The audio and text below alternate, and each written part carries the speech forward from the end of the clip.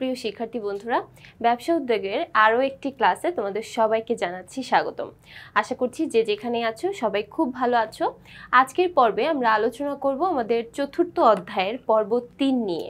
এই পর্বে আমাদের আলোচনার টপিক থাকছে অংশীদারি ব্যবসায়ের চুক্তিপত্র সম্পর্কিত কিছু বহু নির্বাচনী প্রশ্ন। তাহলে আজকের পর্বে আমাদের প্রথম যে প্রশ্নটি থাকছে সেটা আমরা যদি একটু দেখে নিই। এখানে বলা হয়েছে 53 নং প্রশ্ন, অংশীদারি ব্যবসায়ের চুক্তি কত প্রকার? একটা অংশীদারি ব্যবসায় চুক্তি সাধারণত 3 প্রকারের হয়ে থাকে। প্রথমত হচ্ছে মৌখিক, তারপরে এটা হতে পারে লিখিত, এবং তারপরে থার্ড ওয়ান হতে পারে লিখিত ও নিবন্ধিত। অর্থাৎ শুধুমাত্র মৌখিক হতে পারে, শুধুমাত্র লিখিত হতে পারে, আবার 3 নাম্বারটা যেটা থাকছে লিখিত ও নিবন্ধিত। তার মানে লিখিত হবে এবং পাশাপাশি লিখিতর পাশাপাশি সেটা নিবন্ধিতও হবে। এই 3 রকমের চুক্তি সাধারণত একটা অংশীদারি ব্যবসায় হওয়া যেতে পারে।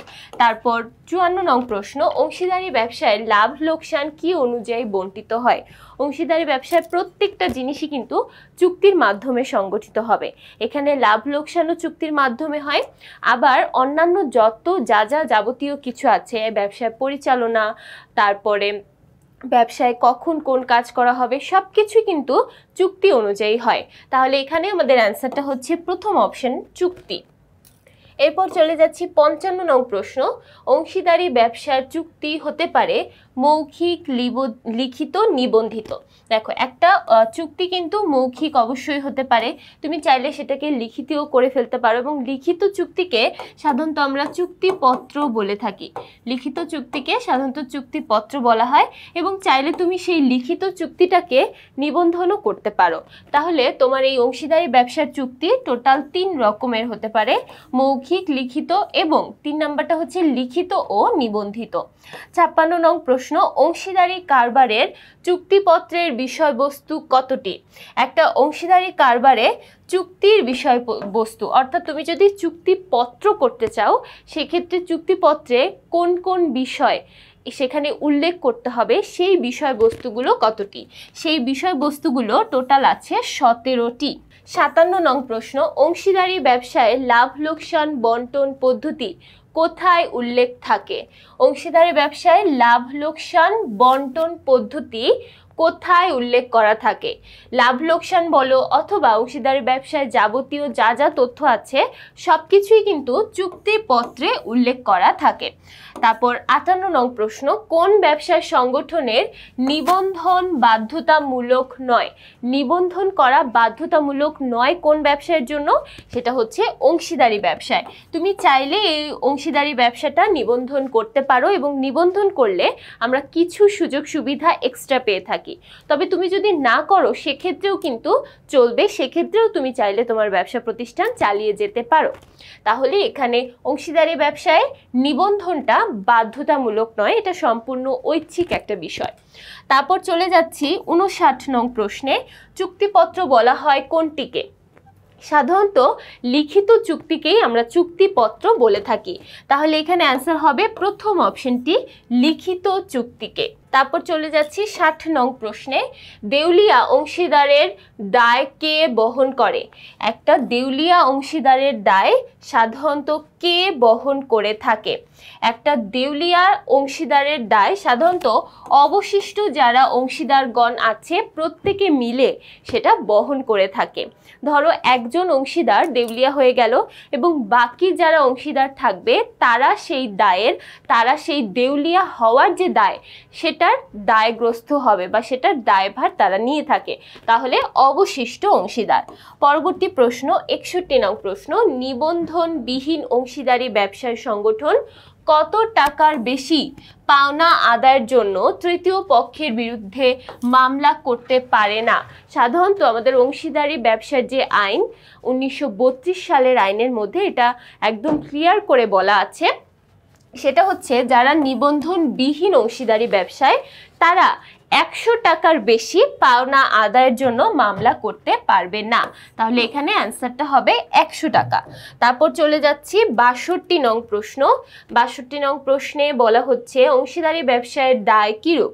অংশীদারি ব্যবসা এবং এক মালিকানা ব্যবসা এই দুই ধরনের ব্যবসা প্রতিষ্ঠানের জন্যই দায় হলো অসীম, অর্থাৎ নির্দিষ্ট কোনো পরিমাণ এখানে নেই, যে কোনো পরিমাণ দায় তোমার এখানে তৈরি হতে পারে।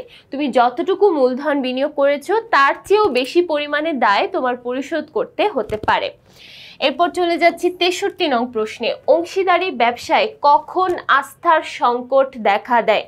কখন আস্থার সংকট দেখা দিবে? যখন অংশীদারদের মধ্যে পারস্পরিক বিশ্বাসযোগ্যতা হারিয়ে ফেলবে, তখন তাদের মধ্যে এই আস্থার অভাব বা আস্থার সংকট দেখা দিবে। তাহলে দেখো এখানে যেটা বোঝানো হয়েছে, অংশীদারি ব্যবসাটা গঠিতই হয় নিজেদের মধ্যকার যে আস্থা বা বিশ্বাস আছে সেটার দ্বারা। তাহলে তুমি যদি কোনো কারণে সেই অংশীদারদের আস্থা বা বিশ্বাস ভঙ্গ করে ফেলো, তাহলেই কিন্তু এই আস্থা বিশ্বাস ভঙ্গের মাধ্যমে অংশীদারদের ব্যবসার যে আস্থা, সেই আস্থাটা সংকটের মধ্যে পড়ে যাবে।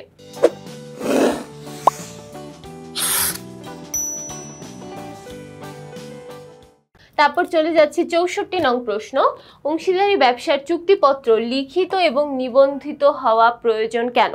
আমরা কেন অংশীদারি ব্যবসার চুক্তিপত্রটাকে লিখিত এবং নিবন্ধিত করব?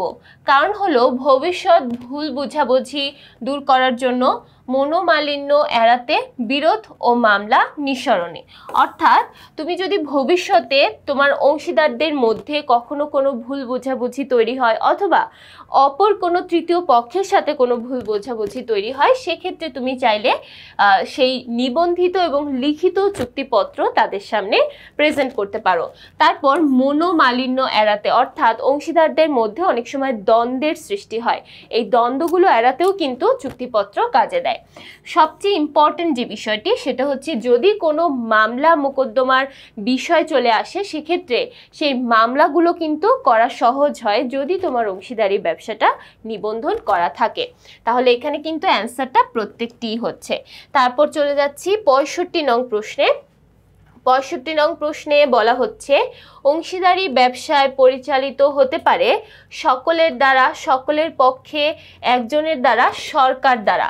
সাধারণত অংশীদারি ব্যবসা কখনো সরকার করতে পারে না, এটা সরকারের নিয়ম নীতির মধ্যে নেই, বা অংশীদারি ব্যবসার যে নিয়ম 1932 সালের নিয়মের মধ্যে লেখা আছে কোনো ব্যবসায় প্রতিষ্ঠান বা সরকার, কোনো দেশের রাষ্ট্রপতি এরা কখনো অংশীদারি ব্যবসার সাথে জড়িত থাকতে পারবে না। তাহলে এখানে অ্যান্সারটা হবে কি সকলের দ্বারা, অর্থাৎ অংশীদারি ব্যবসায় যারা এখানে অংশীদার প্রত্যেকেই চাইলে ব্যবসাটা পরিচালনা করতে পারবে। তারপর সকলের পক্ষে একজন দ্বারা, অর্থাৎ চাইলে সকল অংশীদারদের মধ্য থেকে একজন ব্যক্তিও এই অংশীদারি ব্যবসাটা পরিচালনা করতে পারবে। তাহলে এখানে অ্যান্সার হচ্ছে প্রথম দুইটি অপশন। চলে যাচ্ছি 66 নং প্রশ্নে অংশীদারি ব্যবসায় নিবন্ধিত হলেও কোন সুবিধা লাভ করতে পারে না? অংশীদারি ব্যবসা যদিও নিবন্ধিত হয় তবুও সে কোন সুবিধাটা লাভ করতে পারবে না? সেটি হচ্ছে আইনগত সত্তা। কারণ অংশীদারি ব্যবসার কোনো আইনগত সত্তাই নেই। তুমি যদিও এটাকে নিবন্ধন করো না কেন, শুধুমাত্র সরকারের তালিকার মধ্যে এটা ইনক্লুডেড হবে। এই যৌথ মূলধনী ব্যবসার মতো আলাদা কোনো নাম বা আলাদা কোনো আইনগত সত্তা এখানে তৈরি হবে না। তাহলে আমরা বলতে পারি যে নিবন্ধন যদিও করা হয় তবুও আমরা এই কোনো ধরনের কোনো আইনগত সত্তা এই অংশীদারি ব্যবসা থেকে পেতে পারি না। তারপর চলে যাচ্ছি 67 নং প্রশ্ন অংশীদারি ব্যবসায় নিবন্ধন করার জন্য আবেদনপত্রের সাথে উল্লেখ করতে হয় কি কি? অংশীদারি প্রতিষ্ঠানের নাম, প্রধান কার্যালয়ের ঠিকানা, শাখা কার্যালয় থাকলে সেগুলোর ঠিকানা। অর্থাৎ তুমি যখন আবেদন করবে, নিবন্ধন করার জন্য যখন আবেদন করবে, সেই আবেদনের সাথে তোমাকে এই প্রত্যেকটা তথ্যই অ্যাটাচড করে দিতে হবে। তাহলে তথ্যগুলো কি কি? অংশীদারি প্রতিষ্ঠানের নাম, তারপর থাকছে প্রধান কার্যালয়ের ঠিকানা, তারপর থাকছে যদি কোনো শাখা কার্যালয় থাকে সেই শাখাগুলোরও ঠিকানা। তাহলে প্রত্যেকটি তথ্য এখানে দিতে হচ্ছে। এরপর চলে যাচ্ছি 68 নং প্রশ্নে কোন আইনে অংশীদারি ব্যবসার চুক্তি ও নিবন্ধনকে বাধ্যতামূলক করা হয়নি? কোন আইনে অংশীদারি ব্যবসার চুক্তি? অংশীদারি ব্যবসার একটা মাত্রই আইন আছে, সেটা হচ্ছে 1932 সালের আইন। তাহলে অংশীদারি ব্যবসা নিয়ে যা যা কিছু আসবে সব কিছুই কিন্তু এই 1932 সালের আইন অনুযায়ী তৈরি হবে বা গঠিত হবে। এরপর চলে যাচ্ছি 69 নং প্রশ্ন। অংশীদারি ব্যবসায়ের দিক নির্দেশক হিসেবে কাজ করে কোনটি? অংশীদারি ব্যবসার দিক নির্দেশক অর্থাৎ কখন কোন কাজ করা হবে এই সব কিছু বুঝিয়ে দেয় বা এই সব কিছু ইন্ডিকেট করে চুক্তিপত্র। অংশীদারি ব্যবসায় সব কিছুই চুক্তিপত্র অনুযায়ী করতে হয়। তাহলে এখানে অ্যান্সারটা থাকছে চুক্তিপত্র। তাহলে এই ছিল আমাদের এই পর্বের আলোচনা। আশা করছি এই পর্বের প্রত্যেকটা প্রশ্নই খুব ভালোভাবে বুঝতে পেরেছো। পরবর্তী পর্বগুলো দেখার জন্য সবাইকে আমন্ত্রণ জানাচ্ছি। সবাইকে ধন্যবাদ।